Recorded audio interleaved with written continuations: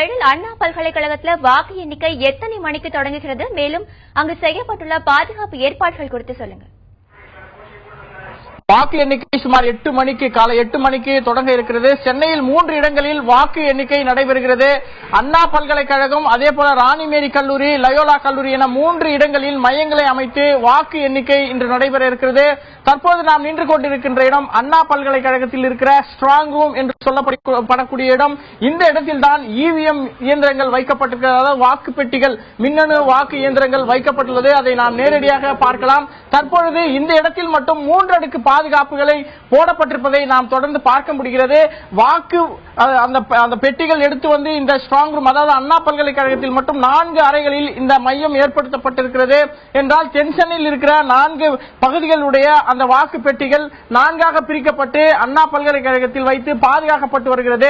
அண்ணா பல்கலைக்கழகத்தில் 3 அடுக்கு பாதுகாப்பு இந்த ஸ்ட்ராங் ரூமில் போடப்பட்டிருப்பதை நாம் பார்க்க முடிகிறது. அதாவது இந்த வாக்கு எண்ணிக்கை, அந்த வாக்கு இயந்திரங்கள் வைக்கப்பட்டிருக்கின்ற இந்த இடத்தில் ஒரு பிரதான காவல்துறையினர், துப்பாக்கி ஏந்திய போலீசார் இந்த இடத்தில், அதே போல மத்திய பாதுகாப்பு படையினர், துப்பாக்கி ஏந்திய போலீசார் தற்பொழுது பாதுகாக்கப்பட்ட அறைகளை தற்பொழுது பார்வையிட்டு அதை பாதுகாத்துக் கொண்டிருக்கிறார்கள். அது மட்டுமல்ல, நுழைவாயிலில் ஒரு பாதுகாப்பு, அதற்கு மையப்பகுதியில் ஒரு பாதுகாப்பு என 3 அடுக்கு போலீஸ் பாதுகாப்பு போடப்பட்டிருக்கிறது.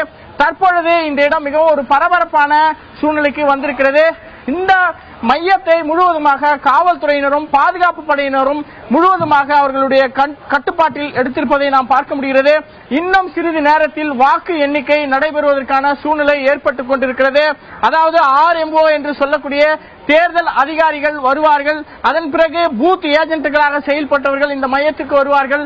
ஒவ்வொருவருமாக கையொப்பமிட்டு அந்த அறைக்குள் சென்று RMO மற்றும் பாதுகாப்பு படை வீரர்களுடைய துணையுடன் இந்த ஸ்ட்ராங் ரூம் என்று சொல்லக்கூடிய அந்த மின்னணு வாக்குப்பதிவு பெட்டிகள் வைக்கப்பட்டிருக்கின்ற அந்த அறைகளை திறப்பார்கள்.